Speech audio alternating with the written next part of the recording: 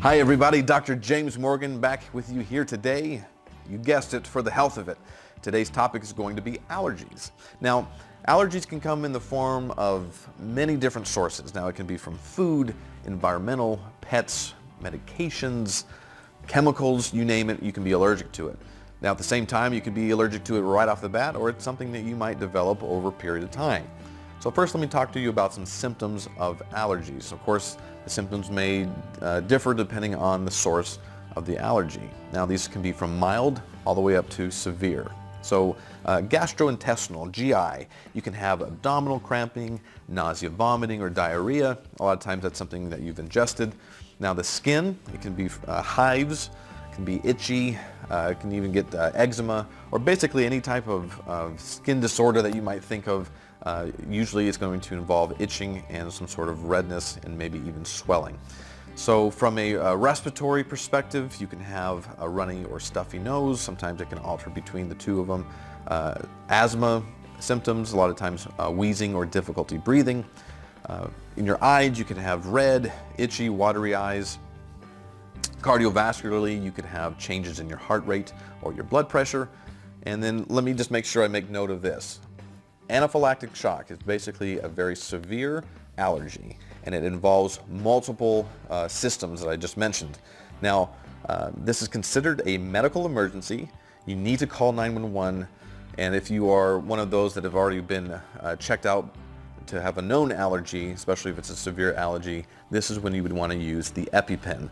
So quick note on EpiPens, if it's something that you have, make sure or that it's prescribed to you, make sure you have it on you or within reach at all times, and make sure the people around you know that you have it and you have an allergy, and if you develop any of the anaphylactic type symptoms, that they know how to use it. It's very easy, very user-friendly, and it can save your life.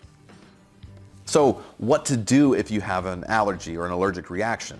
It'll all depend on your age and the severity of the allergy. That will help determine the course of treatment for you. Most common, we think of antihistamines. One of the most well-known antihistamine is Benadryl.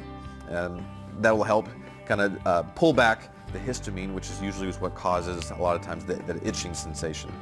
Steroids, and then we're not talking about anabolic steroids, brother. We're talking about steroids, things like prednisone. Now, that can be an oral steroid, or it can be a topical, like a hydrocortisone cream, if it's a skin irritation. A bronchodilator, that's usually we use our rescue inhalers or our albuterol inhalers if it's causing you respiratory distress. Epinephrine, which I had mentioned before, this is adrenaline, and that's what's a lot of times used in the EpiPen.